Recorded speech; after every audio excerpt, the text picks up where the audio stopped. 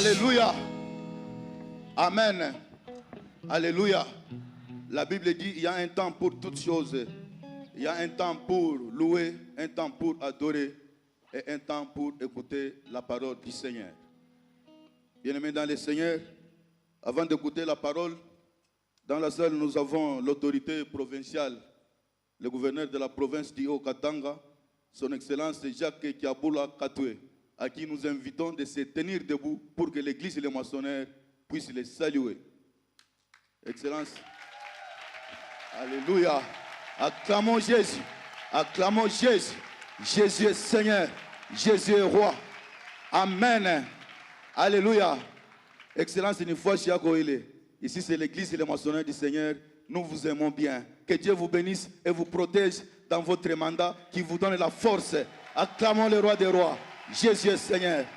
Bien-aimés dans le Seigneur, nous nous inclinons dans la prière. Nous recommandons ce moment, un moment merveilleux que Dieu nous a accordé pour écouter la parole. Prions au nom de Jésus. Te bénissons, nous te rendons grâce. Sois béni ce matin, sois élevé. Merci Dieu Tout-Puissant. Merci le Dieu de toute gloire. Dieu notre Père, ce matin, nous te bénissons, nous te rendons de multiples actions de grâce. Nous recommandons ce moment de ta parole entre tes mains. Dieu notre Père, ta parole guérit, ta parole restaure, ta parole ouvre les portes fermées depuis longtemps. Ce matin, Seigneur, nous recommandons l'instrument que tu t'es choisi, que tu as envoyé de loin pour nous parler. Ou un lieu d'une onction spéciale. Que le Saint-Esprit nous prenne tous en charge. C'est ainsi qu'au nom de Jésus, nous faisons disparaître toutes les choses négatives dans la salle. Et nous commandons aux esprits des ténèbres, des sorcelleries, d'envoûtement, de magie et de sommeil de libérer ces lieux. Au nom puissant de Jésus-Christ. Seigneur, bénis chacun de nous et que toute gloire te revienne. Au nom de Jésus, nous avons prié. Amen. Ce matin, il va se tenir debout, il va saluer la salle et pendant qu'il s'avance, nous invitons les diacres. Avant tout cela, je voulais dire sincèrement merci à mon papa. Le révérend pasteur Pierre Kyungu, qui a permis à ce que nous puissions encore se tenir au devant de vous. Et pour cela, nous allons vraiment acclamer pour notre Père.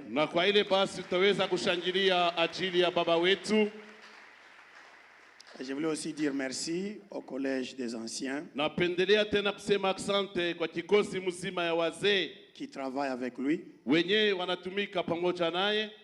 qui est en train de faire un grand travail dans cette église. Je me souviens quand je suis venu ici il y a 4 ans ou 3 ans comme ça. La salle n'était pas décorée comme ça. Vraiment, vous êtes en train de faire un travail très excellent. Est-ce que vous pouvez acclamer pour vous-même?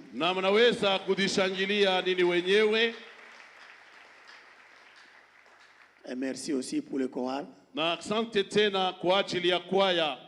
Vous êtes en train de faire un travail excellent aussi. Est-ce que nous pouvons acclamer aussi pour eux? Amen, amen. Amen. Je réponds au nom du bishop Enoch Rashidi. Mimi jina langu ni Askofu Enoch Rashidi. Je suis le fondateur de l'église Evangelical Mission for Salvation International. Mincho nilianza kanisa Mission for Salvation, Evangelisation and Salvation. Ou en français, Mission évangélique pour le salut international. Voilà, nikusema kanisa inatazamia wokovu katika ulimwengu mzima. Alors je vis en Australie, précisément dans la ville de Brisbane. Ninakuwa nikiishi pale Australia kwenye mji wa Brisbane. Amen, amen. Amina. Alors ce matin, Dieu a voulu que nous puissions être l'instrument pour sa parole. Na Mungu alipendelea asubuhi hii tupate kuwa chombo lake ajili ya neno. Est-ce que vous pouvez s'acclamer pour moi? Na mnaweza pia kunishangilia mimi. Et surtout que mon anniversaire était hier. Na kabisa kumbukumbu ya kuzaliwa kwangu ilikuwa jana. Je ne savais même pas. Na mimi siwezi hata.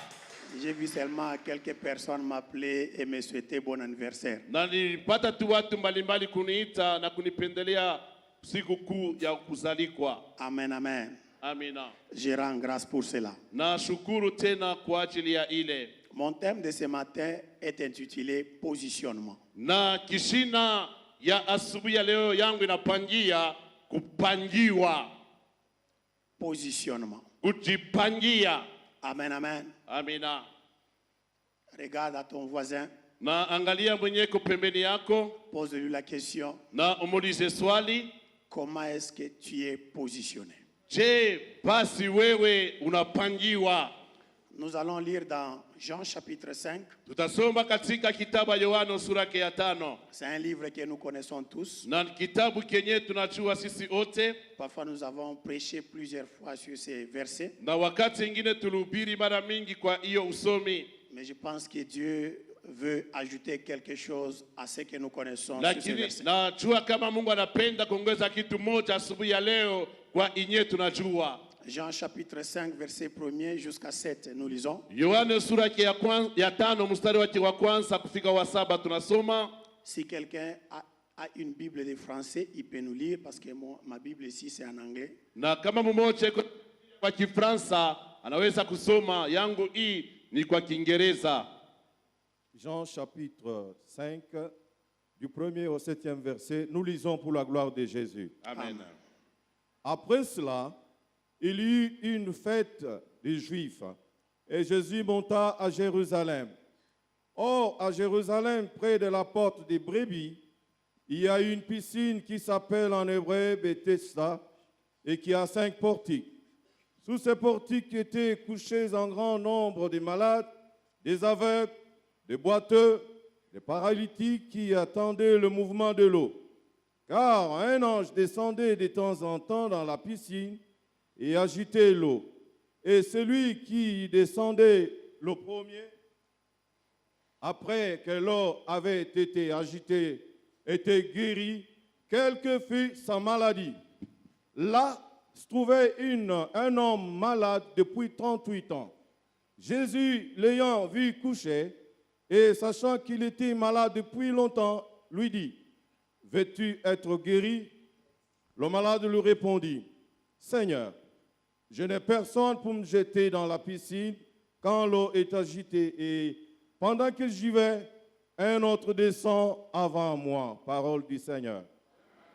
Roi de grâce, nous te disons merci. Baba wa neema tunasema asante. Pour ce moment précieux que tu nous donnes. Ajili ya wakati kawaida inayotupatia. Afin que nous puissions partager ta parole. Ili tupate kugawanya yako neno. Laisse que ton esprit soit sur nous. Na acha roho yako ipate kuwa juu yetu. Que ta grâce nous couvre. Na neema yako itufinike. Donne-nous un esprit de puissance, de pouvoir et d'autorité. Utupatie roho ya uwezo, ya mamlaka na hata utawala.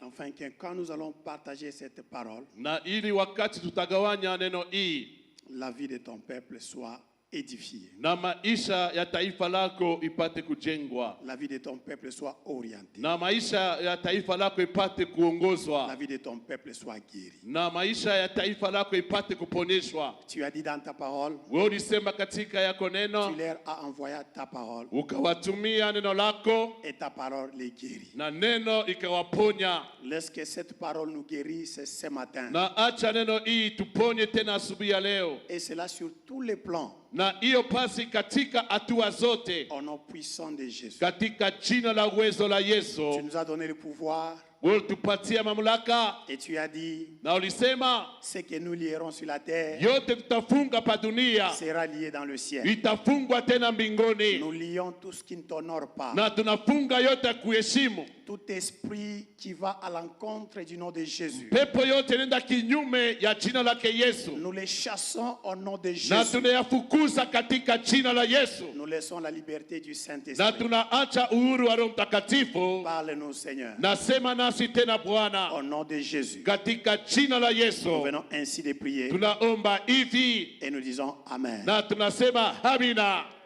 Amen, amen. Amina. Est-ce que tu peux acclamer pour la parole de Na Dieu? unaweza kushangilia tena juu ya neno lake Mungu. Je disais que mon thème de ce matin est intitulé le positionnement. Nilikuwa ikisema kishina yangu ya asubuhi hii inapangiwa kupangiwa. Amen, amen. Amina. Positionnement. Kupangiwa. Alors je disais que tu puisses regarder ton voisin, Na nilisema ya kama unapasha kuangalia jirani wako tu lui poses la question, na upate tena kumuuliza, comment est-ce que tu es positionné? je, basi wewe unapangiwa? Quand j'étais en train de méditer, Wakati nilikuwa nikifikiri, je me suis rendu compte que nikapata kutambua ya kama notre victoire ushindi wetu dépend de notre positionnement. inatazamia kupangiwa kwetu.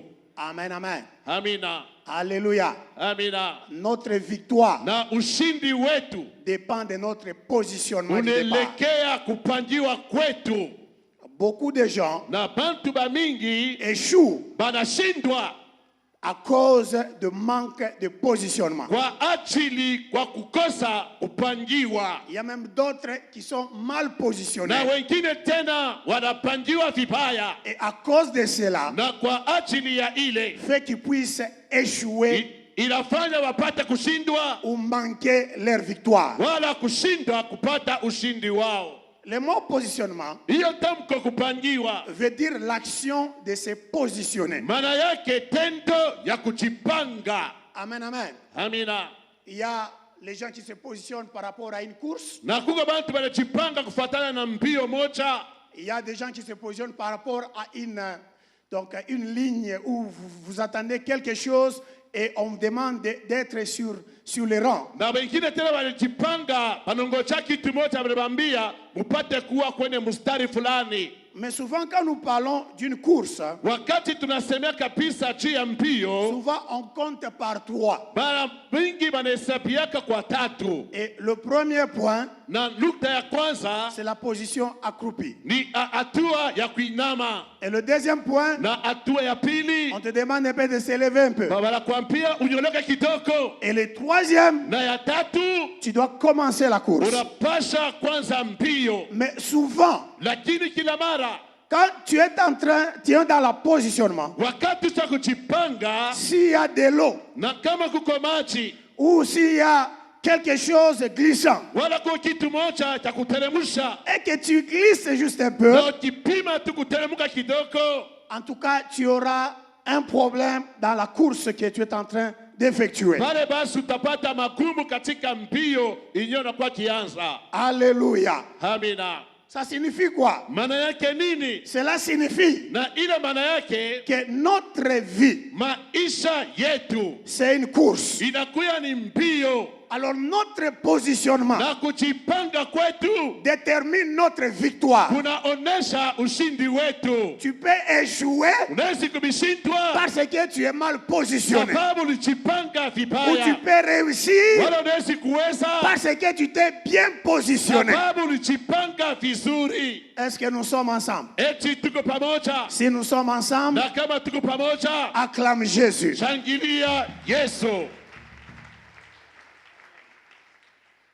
Si nous lisons dans le livre d'Exode chapitre 32, Na kama tunasoma kwenye kitabu ya Kutoka sura ya 32 verset 15 jusqu'à 19, mstari wake 15 kufika 19, la Bible dit que Dieu dit à Moïse de monter à la montagne. yanasema Mungu akamwambia Musa apande kumulima, Et la Bible dit, Moïse a pris avec lui Josué. na Biblia inasema Musa akachukua pamoja naye Ils sont Yoshua. montés. Walipata kupanda, walipanda Arrivé à un certain niveau, na kufika fasi moja, il a dit à Josué, yakamwambia Yoshua, toi reste ici. we Yoshua bakia Moi hapa, je pars jusqu'au sommet mimi naenda hata kule juu pour parler avec Dieu. ajili kuzungumza naye La Mungu. Bible dit quand ils ont terminé, Inasema wakati walimaliza, Moïse rentre. Musa akarudi Il va retrouver Josué. akakuya kumkuta tena Yoshua. Alors Josué lui a dit, Na pale Yoshua akamwambia, j'entends le bruit nasikia nasikia kelele Mais les bruits que je suis en train d'entendre, na makelele nasikia ce sont les bruits de guerre, inakuwa ni makelele ya les vita. bruits de victoire de Basi guerre. ni makelele ya ushindi kwa Mais vita. Moïse l'a regardé Na Musa alipata et kumwangalia lui a dit, na akamwambia, ce n'est pas le bruit de guerre, haiko kelele ya ce vita, n'est pas le bruit de guerre, haiko kelele ya vita, ce sont les bruits des chants. ni kelele ya watu. Les gens sont en train de danser. Bantu beko na cheza. Quand ils sont descendus, Wakati baliposhuka, la Bible dit, Biblia inasema Moïse Musa avait parlé exactement. alisemaka kweli kweli. Alors je me posais la question, Na ilikuwa ikijiuliza qu'est-ce swali, qui a fait cette différence? nini ilifanya kuachanisha kule? C'était le positionnement. Ilikuwa ni ali balijipanga. Moïse était oppositionné Musa alipangiwa juu kabisa, que Josué. lakini Yoshua alikuwa Quand tu chini. es oppositionné, Wakati usipojipangia tu juu, entends clairement. utasikia waziwazi. Est-ce que je peux parler à quelqu'un ce matin? Yesu kusema na mtu mmoja asubuhi ya leo, Je te demande de monter juste un peu. bila kulomba upande kwa Oh my God, oh my God. Haleluya. Juste monte un peu Wewe upande kwanza kwa dans les choses spirituelles. katika vitu ya kiroho. Tu ne vas plus tâtonner encore. Wewe hautashita tena. Tu vas entendre clairement la parole de Dieu. Utasikia kwa sauti ya Tu uwezo. vas entendre clairement les instructions de Dieu. Utasikia waziwazi maagizo ya Parce Mungu. que ta positionnement Maana kujipanga kwako te donne la capacité kupatia de uwezaji détecter la voix de Dieu. ya kuvumbula sauti yake Mungu. Est-ce que nous sommes ensemble? Eti tuko pamoja. Si nous sommes ensemble, Kama tuko pamoja, acclame Jésus. wewe shangilia Yesu. Alléluia. Amina. Regarde ton voisin. Angalia jirani wako, Dis-lui, mwambie monte encore. pandako tena. Parce que quand je suis en train de parler sur positionnement, Wakati nasemea cha je ne kujipangia, parle pas du positionnement physique. hapana kujipanga kwa mwili. Ce n'est pas une course physique, Haiko mbio ya mais kimwili, c'est une course dans les choses de Dieu. lakini mbio katika kazi lake Mungu. Je te demande de se positionner Bila kuomba ujipange par tena rapport à Dieu, kufuatana na Mungu, par rapport à sa parole, kufuatana na neno lake, par rapport au Saint-Esprit, kufuatana na Roho Mtakatifu, par rapport à ces anges qu'il envoie chez toi. malaika anatuma kwako. Dis encore à ton voisin, Sema tena jirani wako, positionne-toi très bien. ujipange sawa S'il faut sawa. monter, Kama ni kupanda, monte encore panda tena katika kiroho. au nom puissant de Jésus-Christ. Katika jina la Yesu Kristo. Est-ce qu'on est ensemble? Eti tuko pamoja. Est-ce qu'on est ensemble? Eti tuko pamoja. Si on est ensemble, Kama tuko pamoja. dis une forte amen. Amina. Ne te complique pas avec mon français. Hapana kujivuruga na Kifaransa changu. Maintenant, je prêche en anglais. Mimi nahubiriaka ni Kiingereza L'anglais en question, je ne connais pas très bien. na ulimi yenyewe wasema sijue mzuri, Même le français aussi est brouillé maintenant. na Kifaransa pia kinavurugwa tena, Mais ce qui est vrai, lakini ya kweli tu peux écouter quelque wewe chose utashikia mpaka kitu moja venant de la part de Jésus. kinatokea kwake Yesu. La place où nous avons lu, Nafasi tulisalikwa, la Bible est en train de parler Biblia inasema de Jésus juu yake Yesu. qui allait vers la piscine de Bethesda. Yeye alikuwa akienda kwenye mpirika Et la Betsaida. Bible dit que la piscine de Bethesda avait 7 portiques. Yeye anasema kishiba cha Bethsaida kilikuwa na milango 5. Alléluia. Amina. Et là-bas se couchaient plusieurs personnes qui étaient malades. Na pale palilala bantu mingi balikuwa wanagonjwa. Entre autres, Katikati ya les wale boiteux, ule les bakiwete paralytiques wenye kuposa et les aveugles. na vipofu pia. Et la Bible dit, Na Biblia inasema là-bas, pale il y avait quelqu'un palikuwa mtu mmoja qui était malade, yeye alikuwa mgonjwa, qui était couché yeye alikuwa mwenye kulala 38 ans. kadiri ya miaka 38. Alléluia. Amina. Quand je méditais, Wakati nilikuwa kifikiri j'ai compris quelque chose. nikaelewa kitu moja Que ici, ya kama il y hapa a une jumelage kuko kupatana moja entre l'église kati ya kanisa dans l'ombre katika et kivuli na l'église kanisa dans le Nouveau Testament. katika agano mpya. Alléluia.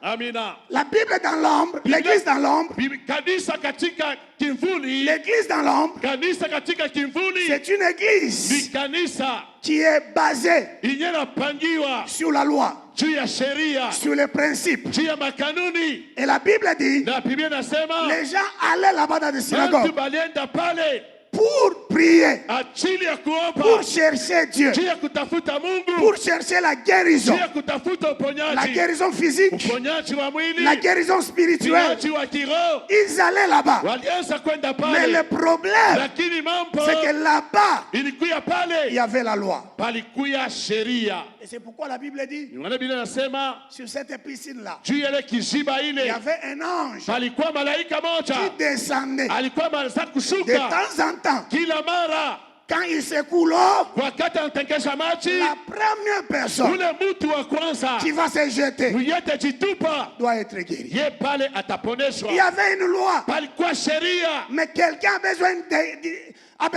besoin d'une guérison. mtu mmoja alihitaji kupata uponyaji. Pour être guéri, Juu apate il y kuponeshwa, avait un principe établi. palikuya kanuni pale, Il faut être très vite, inapaswa kuye mbio sana se jeter dans l'eau les premiers, na kujitupa umaji wa et c'est kwanza, alors que tu seras na guéri. njoo pale utapata uponyaji. Alléluia.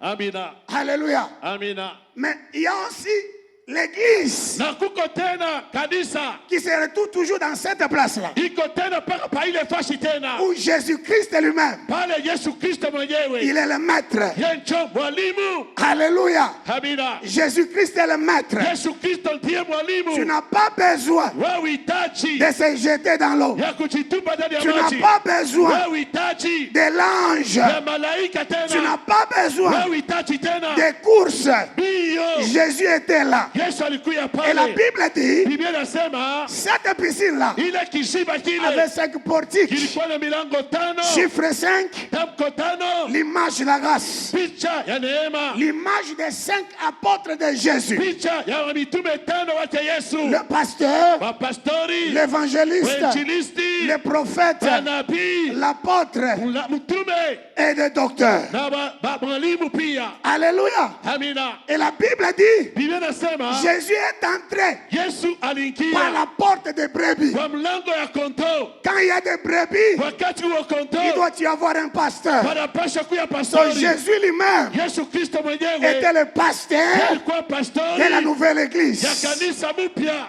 Alléluia. Amina, Alléluia. amina, Alléluia. amina. Mais la Bible dit, Na Biblia inasema sur cet endroit-là, pa ile fashi ile il y avait quelqu'un, palikuya mtu moja 38 ans, miaka 38 sans être guéri. bila kuponeshwa. Et quand Jésus est arrivé, Wakati Yesu alifika, il lui pose la question, yakamuuliza swali, veux-tu être guéri? eti unapenda kuponeshwa?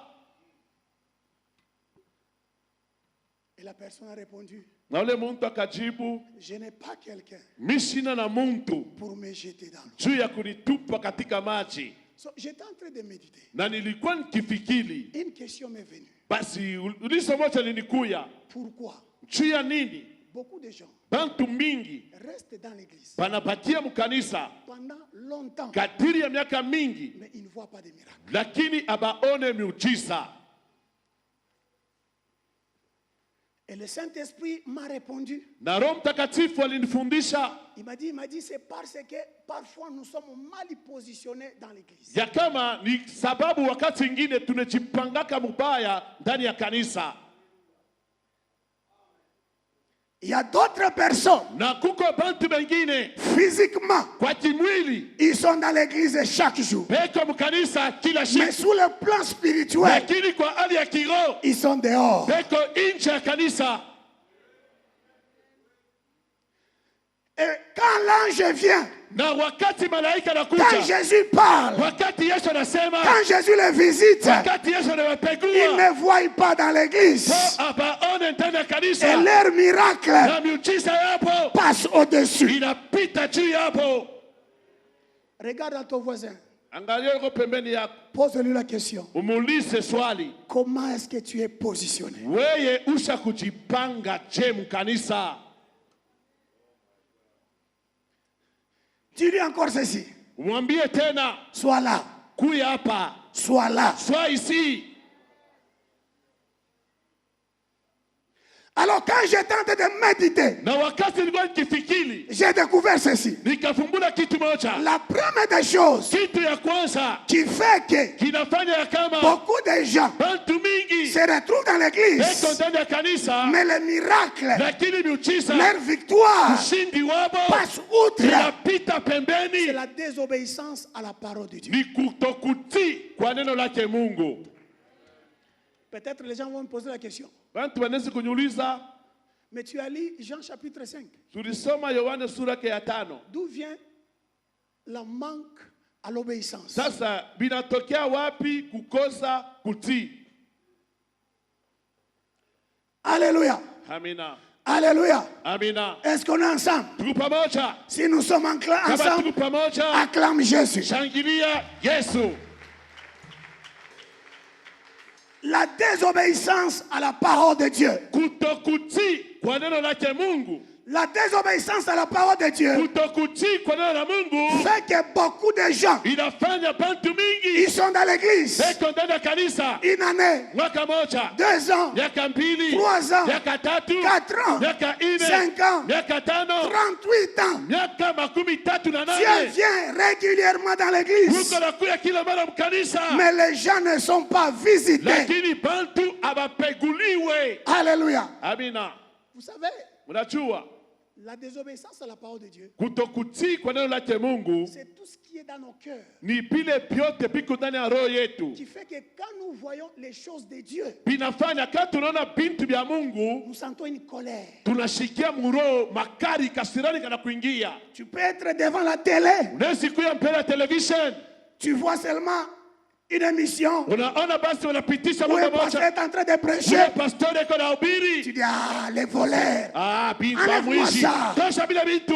La désobéissance à la parole de Dieu. Kutokutii kwa neno lake Mungu, Parce que la désobéissance à la parole de Dieu, maana kutokutii kwa neno c'est cette rébellion spirituelle. ni kule kutomboka kwa kiroho. Tout ce qui est de Dieu, Vyote bila vitu vya tout Mungu, ce qui est parlé des choses de Dieu, vyote wanazungumzia juu ya kazi ya toi tu Mungu, n'aimes pas. wewe Tu uipendake, interprètes toujours très mal. viko paka na vikuna vyema pa hali mbaya. Cet acte-là, Ile tendo on ile appelle ça wanaita ile la désobéissance kutokutii à la parole de Dieu. kwa neno lake Mungu. Alléluia. Amina. Et je voulais te dire ceci. Napendelea kuambia hivi, La parole de Dieu neno lake Mungu a 3 dimensions. iko na matua tatu. La première dimension de la parole de Dieu, Hatua ya kwanza neno lake Mungu, quand elle vient auprès de toi, wakati neno nakuya kwako, elle est très simple. iko mwepesi, Et dans sa simplicité, na katika uwepesi wake parfois, wakati nous ingine refusons à obéir à la parole de Dieu. tunakatala kutii kwa neno lake Mungu. Tu sais que non, tu dis que non, non, non, non, non. Unasema hapana, C'est hapana, très simple. iko kanene kumwepesi. Dieu ne peut pas parler comme ça. Mungu asiwezi kusema hivi.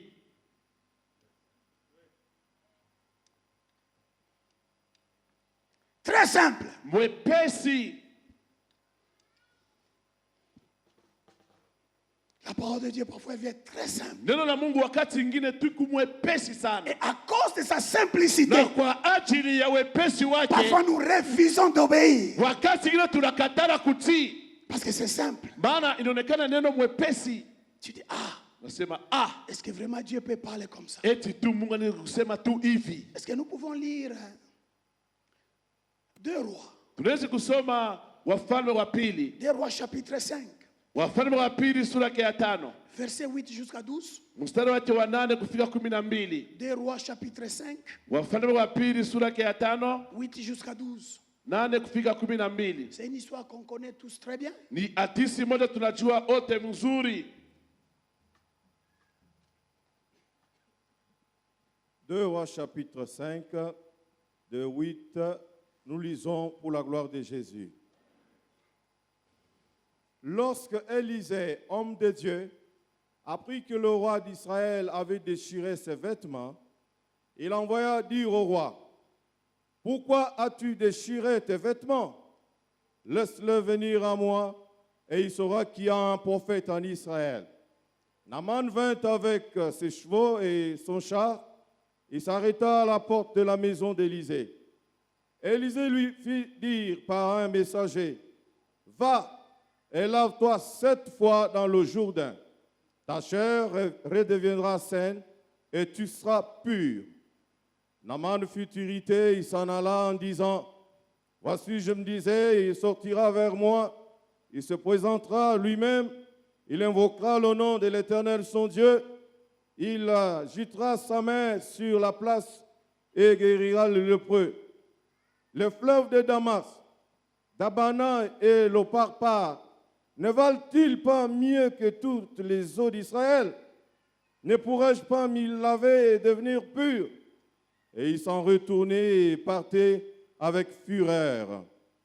Mais ses serviteurs s'approchèrent pour lui parler et dire, « Mon père, si le prophète t'eût demandé quelque chose de difficile, ne l'aurais-tu pas fait?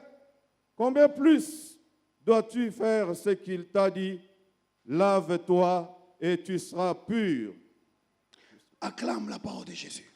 Shangilia neno lake Yesu. Je voulais faire une déclaration ce matin. Napenda kufanya ukiri moja asubuhi ya leo. Il y a un Dieu ici. Hapa paifwashi peko Mungu. Je croyais que tu allais dire un bon amen. Nilizania kama utasema amina mzuri. Il y a un Dieu ici. Peko Mungu paifwashi. Alléluia. Amena. Parfois la parole, Wakati ingine neno, quand elle vient, wakati inakuja, elle est très simple. iko mwepesi. Mais nous, parfois, Lakini sisi wakati nous ingine croyons que tunawazia quand kama la parole de Dieu vient très simple, wakati neno ya Mungu inakuya mwepesi, Dieu n'est pas là. Mungu anamo. Je voulais te dire ceci. Napenda kuambia hivi, Dans cette église, kanisa il y a un Dieu. uko Mungu. Quel que soit celui qui proclame la parole sur cette chaîne, Ichapokuya mwenyewe atangaza neno c'est kwenye Dieu mbali. qui te parle. Ni Mungu tu anasema na Je wewe. crois que quelqu'un allait dire Amen. Nasema mutasema Je nini? dis, quelle que soit la personne Ichapokuya mtu qui proclame la parole de Dieu en ce lieu, anatangaza neno paifashi. crois-moi Wewe uniamini. que c'est Dieu qui te Ni parle. Mungu tu anasema na La wewe. parole de Dieu, Neno la Mungu parfois elle vient très simple. wakati inakuyaka mwepesi. Alléluia. Amina. L'histoire, nous venons de lire. Atisi todea kusoma. La Bible est en train de parler d'un certain général, Yanasemea juu ya jemadari moja puissant, wa uwezo glorieux, wa utukufu, mais il était lépreux. lakini alikuwa mwenye Et ukoma. la Bible dit, Na Biblia inasema il y avait une petite fille, kulikuya binti moja esclave, mtumwa, un enfant d'Israël. mtoto wa Israeli. Et la Bible dit, Na Biblia inasema elle s'est approchée de sa maîtresse. alipata karibia mama wake Elle a dit à sa maîtresse, na akamwambia mama wa nyumba, ton mari, mume wako, mon maître, mwalimu wangu, s'il part en Israël, kama tu anaenda il Israeli sera guéri de sa lèpre. yataponesha kwa ukoma wake. Alléluia. Amina. Alors le général Na pale est jemadari allé voir le roi. akaenda kuona Le roi lui mfalme a fait une lettre. kama mfashia Il parua, est parti chez le roi d'Israël. akaenda kwa mfalme wa Quand Israeli. il est arrivé, Wakati alifika, la Bible dit que le roi d'Israël a déchiré ses vêtements. Biblia inasema mfalme wa Israeli akapasula mavazi yake. Il y a une comparaison ici. Pale kuko kufananisha Une petite fille binti moja, captive, wasi mtumwa, esclave, mtumwa, malgré son état, ichapokuya hali yake, sa situation sociale, hali yake ya maisha, elle proclame yanatangaza la grandeur de Dieu. ukubwa wake Mais Mungu. un roi Lakini mfalme t'aura retiré de la poussière. unalokota katika mavumbi, On l'a élevé alipata à kumunyanyua la grandeur. kwa ukubwa, Il ignore anasabu la puissance de Dieu. uwezo wake Mungu. Je te pose encore la question ce matin. Ninakuuliza tena asubuhi ya leo, Quelle est ton attitude ni hali yako gani quand tu es dans les troubles, wakati katika quand les mfuluko choses ne marchent pas? kama bintu abienteke? Est-ce que tu renues Jésus Eti unamkatala ou tu Yesu le confesses toujours? wala unamwendelea kumtiri Cette tena? petite fille a dit, Yule binti alisema en Israël, katika il y Israeli a un Dieu. kuko Mungu. Moi ce matin je Mimi dis, asubuhi nasema le Dieu de Papa Mungu Chungu, wa Papa Tungu, le Dieu de Papa Mungu Chungu, wa Papa Tungu, il est un Dieu. eko Mungu. Le Dieu de l'église est Mungu wa moissonneur. kanisa wavunaji, Il est un Dieu. ni Mungu. Il guérit. Yanaponesha, Il guérit. anaponya, Il élève. ananyanyua. Il lave. anaosha, Il essuie les larmes. anapanguza machozi, Il élève. ananyanyua, Il ôte la poussière. anatosha Il vumbi, ôte la honte. anatosha aya. Le Dieu de papa, Mungu wa baba, ce Dieu-là, yule Mungu il yule est là ce matin. yuko hapa asubuhi ya Si leo. tu es venu KO, Kama ulikuja tu mtupu, vas sortir ok. utatoka ndio. Est-ce que je parle à quelqu'un? Eti nasema mtu Est-ce que je mmoja, parle à quelqu'un? nasema na mtu Si mmoja. tu es venu KO, Kama ulikuja bila tu vas kitu, sortir ok. utatoka mwenye Si tu kuelewa. étais le dernier, Kama ulikuja wa tu mwisho, seras le premier. utakuja wa kwanza. Parce que ce Dieu-là, Sababu yule Mungu yule c'est un Dieu ni Mungu qui fait des prodiges. yanafanya maishara. Est-ce que je parle à quelqu'un ce matin? Eti nasema na mtu mmoja, Même quand les choses ne marchent pas, hata kama pinto abienteke, je dis que mon Dieu est là. ninasema Mungu wangu eko Il ne kwako. sommeille pas, Yasi il ne asibukile, dort pas. yasi lale. Même si les gens sont en train de parler, Hata bantu bako je nasema, sais une chose. najua kitu Mon moja, Rédempteur, mkombozi il wangu parle souvent les derniers. anasema kila mara wa Il est mwisho. là. Yeko hapa. Je confesse avec cette petite fille. Nakiri kwa ile binti, Chez l'église de Moissonneur, kanisa il wafunaji, y a un Dieu. peko Mungu, Et ce Dieu-là na yule Mungu yule peut te guérir anaweza de kukuponya ta maladie. kwa magonjwa yako. La broyadra shidegestepla. Haleluya. Et la Bible dit, Na Biblia inasema, la Bible dit, Biblia inasema Élisée a dit, Elisha akasema, amène-les. mumulete, Quel que soit ton problème, ichapokuya mambo yako, sur cet hôtel, iyashuya il mimpari, y a un Dieu. peko Mungu, Viens, Mungu, quelle que soit ta maladie, ichapokuya magonjwa sur yako, dans cette église, ndani ya hii kanisa, il y a un Dieu. peko Mungu, Amène-les. mulete.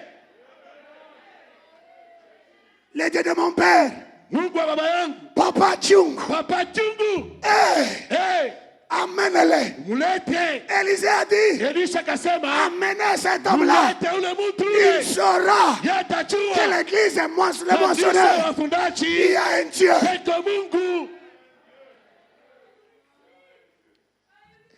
Je ne connais pas ton problème ce matin. Mimi sijui mambo yako asubuhi ya leo, Mais ce que je sais, lakini kile mimi najua, le Dieu qui m'a retiré de la poussière, ule Mungu alilokota katika qui mavumbi, m'a mis au top, alinipandisha juu, qui m'a fait ministre des nations. alinifanya waziri wa Ce mataifa. Dieu-là, Yule Mungu yule c'est le Dieu de mon père, Papa ni Chung. Mungu wa baba yangu Papa Chungu. Ce matin, Hii asubuhi tu ne sortiras wewe pas utatoka, tel que tu es wewe entré. ulipata Si tu kuingia, es entré kama malade, ulikia tu mgonjwa, ne sortiras guéri. utatoka mwenye Si tu es en kupona. travers des Kama problèmes, ulitoka na tu mambo, sortiras avec la solution. utatoka na jibu. Au nom Au de nom de Jésus. Hey! Hey, Et la Bible dit, Biblia inasema l'homme est arrivé. ule mtu akafika, Quand il est arrivé, wakati alifika, il croyait yaliwazia qu'il aura yet kutakuya une parole difficile, neno moja ya nguvu une sana, parole compliquée. neno moja mfuruko. Je te dis, ces derniers temps, Nakwambia hii wakati ya mwisho il y a des terroristes spirituels.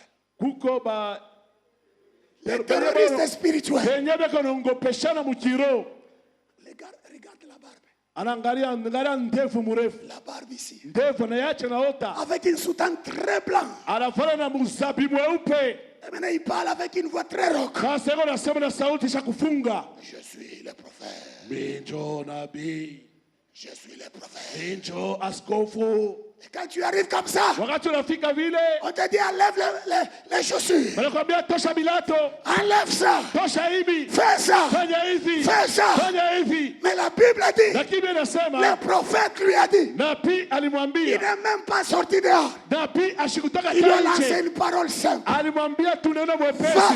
wende Jette-toi ujitoke dans l'eau du Jourdain katika Yordani 7 fois mara et 7, tu seras guéri. pale mwili wako itaponeshwa. Parfois la parole de Dieu Wakati ingine neno lake vient Mungu seulement très simple. inakuyaka Et à mwepesi, cause de sa simplicité, ajila wepesi wake nous n'arrivons pas à obéir. atufike Parce mukuti, que nous sommes habitués maana aux tunazomelea terroristes kwa pale spirituels. peko netongopesha mukiro.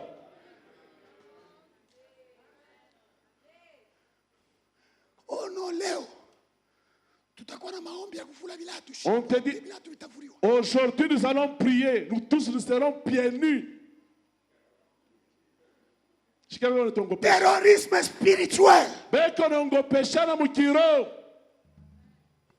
Tu es très beau, Mungu très bien habillé. ushakuvala mzuri. Est-ce que Dieu lui-même a ça? Mungu wa uchafu. Mungu mwenyewe, est-ce que c'est un Dieu qui est sale? Regarde comment l'église est très beau. Angalia vile C'est très belle, très beau. kanisa iko mzuri, kanisa Très belle. mzuri Avec des chaises. na pichi mzuri. La parole de Dieu parfois elle vient très simple. Neno ya Mungu wakati ingine takuya kwako mwepesi. La Bible dit, Biblia inasema le général était fâché. ule jemadari alishirika. On a posé la question. Na tuulize, Quelle était la raison de sa colère? alishirikaka tu njuu ya nini? Va, Kwenda jette-toi ujitupe dans le Jourdain. katika Yordani 7 fois. mara 7. Il est fâché. Anashirika. Dis à ton voisin, Mwambie kwa pembeni yako, la parole de Dieu, neno lake Mungu parfois elle vient très simple. wakati ingine takuya sa pole pole. Avec aussi des personnes aussi très simples. Na bantu bene batakwambia hayo, bantu babulebule. Mais nous refusons Lakini tukuna katala d'obéir. kutii. La Bible dit, Biblia inasema Dieu dit à Élie, Mungu anamwambia Eliya, prépare-toi, ujitayarishe, je viendrai vers toi. mimi nitakuya kwako. La Bible dit, les grêles est passé. Biblia inasema Les grêles, mvula ya majiwe. mvula ya maiwe kapita. Élie croyait que Dieu viendra dans cette histoire-là. Eliya alizania kama Mungu atakuya muile mvula ya maibwe. La Bible dit que Dieu n'était pas là. Lakini Mungu ashukuku yake mo Dans le feu, wakati moto Dieu n'était pas là. moto napita, Mungu ashukuku La yemo. Bible dit, après, Biblia inasema kisha un murmure doux et léger. basi kelele tu moja mpole na mwepesi. Et Élie a compris. Na Eliya akaelewa Dieu est dedans. Mungu eko Dieu mundani. est ici. Mungu eko hapa. Avec calme.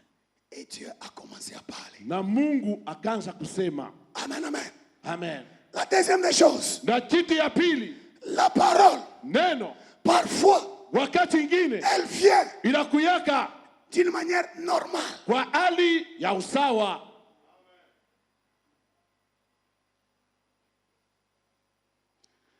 Et quand la parole Na wakati neno vient d'une manière normale, inakuja kwa hali ya usawa, tout le monde aime, bote banapendaka, tout le monde agit, bantu bote banatendaka, tout le monde fait. bantu bote banendaka. Pourquoi? Parce qu'on calcule, on trouve des résultats. Kwa sababu wanahesabia unapata On matokeo, réfléchit, on trouve des réponses. unafikiri unapata jibu. Or, Dieu Ijapo Mungu ne marche pas parfois dans les masses. wakati ingine sitembei katika Quand utele, tu fais quelque chose qui est normal, wakati unafanya kitu cha tu usawa retrouves aussi une réponse normale. na unapata tena jibu ya usawa. Voilà pourquoi Na ndiyo maana beaucoup de gens bantu mingi ne font pas la différence. abafanya utofauti, Parce qu'ils choisissent sababu anatenda ce qui est normal. bila pigo ya bantu bote.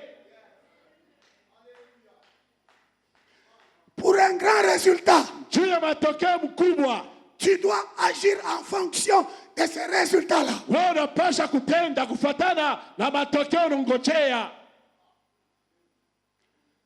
On donne la couronne Banapatiaka taji aux gens kwa bantu qui ont fait bale balifanya la différence. utofauti. Mais quand toi tu fais des choses normales, Lakini kama unafanya vitu sawa ton bote, résultat aussi matokeo pia sera normal. itakuya sawa bantu bote.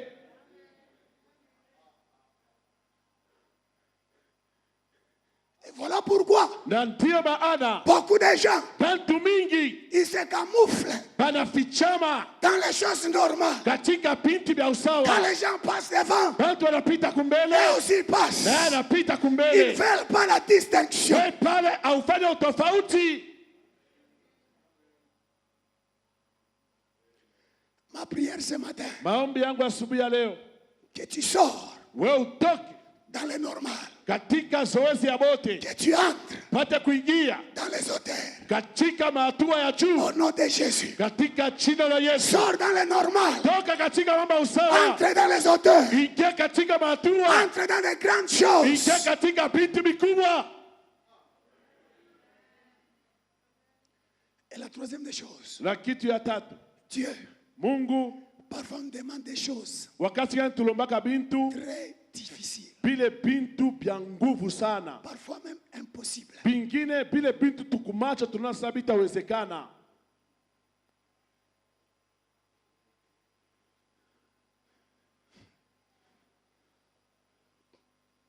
Lisons la parole de Dieu. Exode chapitre 20, verset 13. Kutoka sura ya 12 mstari wa 13.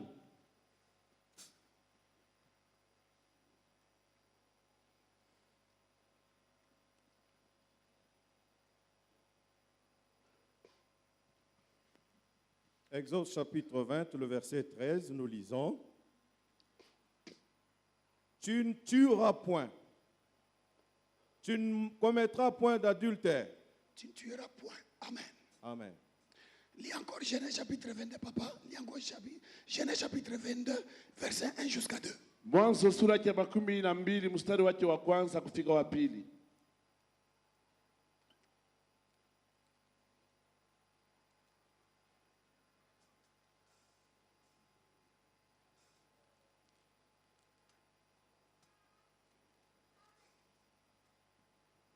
Genèse chapitre 22, 1 à 2.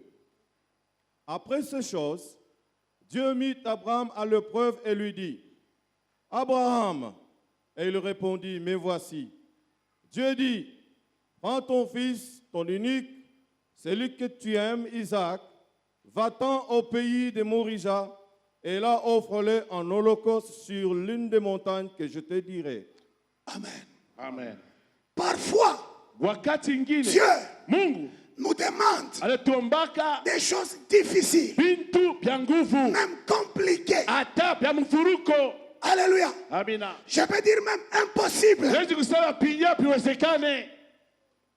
Et quand nous réagissons, Na wakati tunajibu, quand nous obéissons, wakati tunatii nous montons na tunapanda dans des hauteurs. katika hatua ya juu Nous entrons na tunaingia dans son cœur. katika roho yake. Dieu dit Mungu anasema dans Exode chapitre 20, basi kutoka sura ya 12 verset 13, mstari wa 13, ne tue pas. we usiue, C'est un commandement. ni agizo. Mais dans le Genèse chapitre 22, Katika Mwanzo wa 12 il dit à Abraham, anamwambia Abrahamu, tue ton fils we uwe mtoto yako pour moi. juu yangu mie.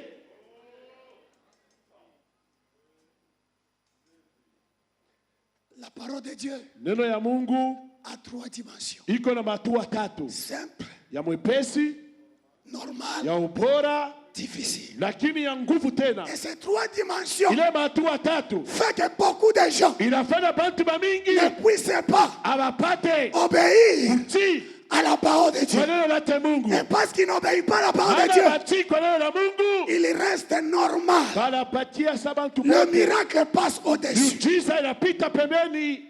Maintenant, qu'est-ce que la désobéissance à la parole de Dieu? Sasa nini kutokutii kwa neno lake Mungu? La désobéissance à la parole de Dieu Kutokutii kwa neno la Mungu veut dire maana yake péché. kufanya zambi. Péché. Kufanya zambi. C'est ça la désobéissance. Sio kutokutii kule. Quand tu désobéis à la parole de Dieu, Wakati hautii kwa neno lake Mungu, tu fais le péché. unafanya ni Tu zambi. commets le péché. Unafanya zambi. Et parce que tu commets le péché, Bila tu nifanya zambi. dans le livre de Genèse, Katika kitabu ya Mwanzo, Dieu fait quoi? Mungu anafanya Il nini? te coupe les pieds. Anaukata migulu. La Bible dit au serpent, Bien anasema kwa nyoka. Dieu dit au serpent, Mungu anamwambia nyoka, parce que kwa sababu tu as fait cela, ulifanya à vile, partir d'aujourd'hui, tokea leo tu marcheras utatembea sur ton ventre kwa tumbo yako et tu na mangeras utakula la poussière. vumbi. Or les serpents ijapo nyoka marchaient avec les pattes. anaanza kutembeaka na mikulu À cause de la désobéissance, bila toshi kutii, ses pieds étaient coupés. mikulu yake balikata. L'homme de la piscine, Mtu apokuwa il avait besoin de quoi? alitaji Il nini? avait besoin de pieds Alitaji pour mikulu se jeter dans ya l'eau. kujitupa ndani ya maji.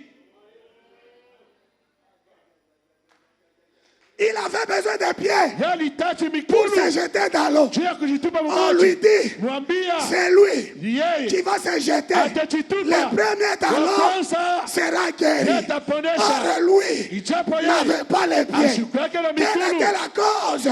Sur le plan spirituel. Katika nini ilikuwa sababu kwa hali ya Sur kiroho? le plan Kwa spirituel, hali ya il kiroho était un pécheur. yeye alikuwa mfanya Or, quand dhambi. tu n'as pas les pieds, Wakati ana na mikulu tu marches lentement. unatembea kwa tumbo Ta vitesse est rétrécie. na mbio yako inakuwa mfupi.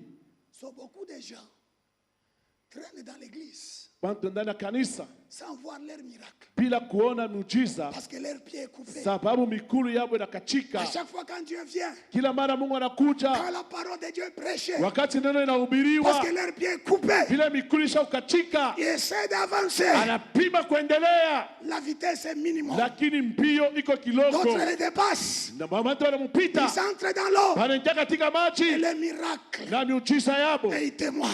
inapata kushuhudia. Ma prière ce matin Maombi yangu asubuhi ya leo, est que la grâce de Dieu neema lake Mungu soit sur toi. ipate kuya juu yako. Je dis que la grâce de Dieu Nasema neema ya Mungu soit sur toi. iwe juu yako. Je dis les paroles de Jésus. Nasema neno lake Je Yesu, ne suis pas venu te condamner, sikuya mais je kukuhukumu, suis venu te montrer un nilikuwa secret. kuonesha siri. Va Kwenda et ne pêche plus. na usifanye tena Que la dhambi. grâce de Dieu Neema lake Mungu soit sur toi. ipate kuya juu Au nom yako de Jésus. katika jina la Que la Yesu. miséricorde de Dieu Neema lake Mungu soit sur ta vie. iwe juu ya maisha À yako. partir de maintenant, Tokea sasa que tu hivi reçoives ton miracle. wapokee muujiza wako, Reçois ton miracle. pokea muujiza wako, Reçois ton miracle. pokea muujiza Au wako nom puissant de au nom Jésus. de Jésus. Jésus dit à la femme, Yesu anamwambia, où sont ceux qui te condamnent? beko wapi benye balikuhukumu?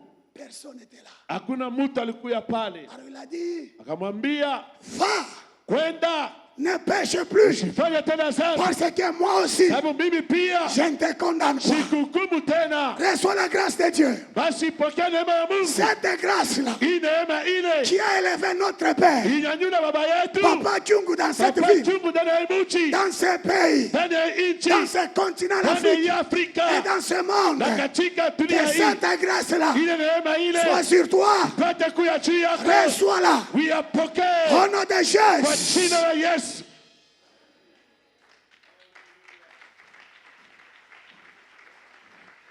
Si tu peux acclamer, acclame Jésus. Kama unaweza kushangilia, shangilia Yesu. Et je conclue par ici. Namalizia pale, La deuxième des choses, kitu ya pili, cet homme-là, ule mtu le fait qu'il lui a fait qu'il puisse rester longtemps à la piscine, nini ilifanya akawie sana kule kumbirika? c'était le manque de la sensibilité spirituelle. Ilikuwa ni kukosa usikilivu wa La kiroho. Bible dit qu'il avait Jésus avec lui. Wakati Yesu alikuya pale, Il avait Jésus au devant de lui. yeye alikuwa na Yesu kumbele yake. Jésus lui pose la question. Yesu anamuuliza, Mais lui est en train de dire, lakini yeko nasema j'ai besoin de quelqu'un.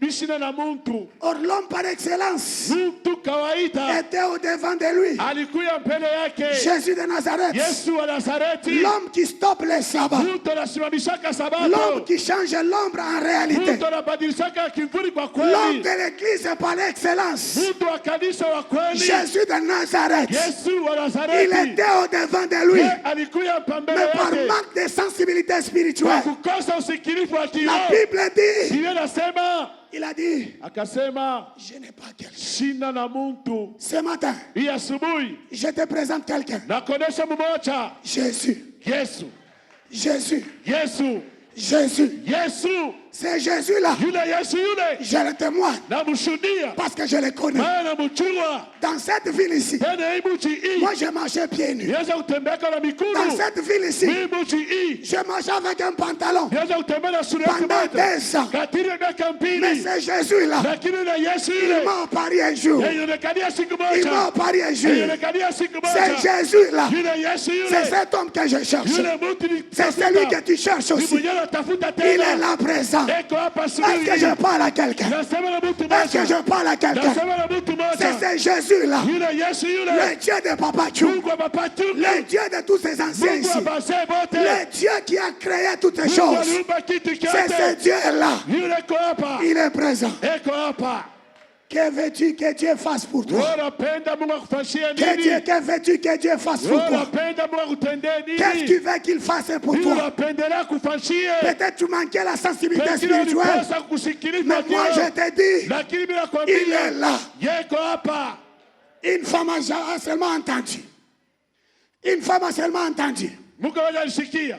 Elle n'a pas vu. Lakini asikuone. Elle a entendu. Na alisikia tu. Et elle a dit, Na alipata kusema. si je touche, Kama tu minakusa. je serai guéri. Nitaponyeshwa. Si je touche, Kama tu minakusa. même si tu ne vois rien, Hata one kitu. mais quand même tu entends. Lakini tu nasikia. Tu entends. Wewe unasikia. Cette église, Hii kanisa. c'est un témoignage. Ni ushuhuda. Tout ce monde que tu vois ici, Hii vyote naona ce sont hapa. des témoignages. Mashuhuda. Tu as entendu. Wewe unasikia. Que veux-tu que Dieu fasse Wewe pour toi? unapenda Mungu akufanyie nini? Tiens-toi debout là où tu es. Simama prima pale wiko. Acclame Jésus. Na mshangilie Yesu. Acclame Jésus. Mshangilie Yesu. C'est comme ça que tu acclames Jésus. Kama vile unashangilia Yesu. Est-ce que c'est comme ça que tu Kama acclames vile Jésus? unashangilia Est-ce qu'il y Yesu. a des mamans dans cette salle? Eko katika kanisa Des hili. mamans congolaises Mama wa qui Kikongomani. savent faire des cancundiri là. Kapika bikelekele. Acclame Jésus de Pika Nazareth. bikelekele juu ya Page Yesu. Mona. Tumshangilie. Nous s'assoyons sous Kamankama. Tunashangilia. Oh Jésus.